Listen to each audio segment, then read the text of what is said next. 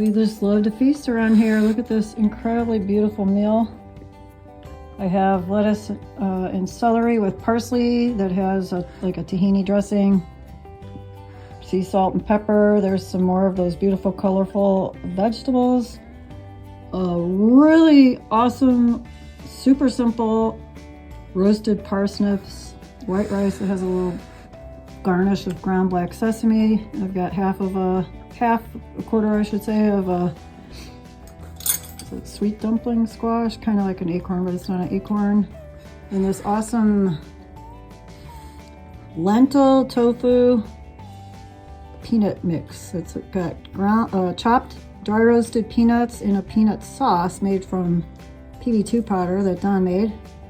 And it's a can of lentils, so really easy. All of this is really easy, colorful, bountiful, beautiful. We already had some dark leafy greens and seaweed, wakame, in our miso soup this morning. We had nuts, and other than that, plus some hot drinks like a matcha latte.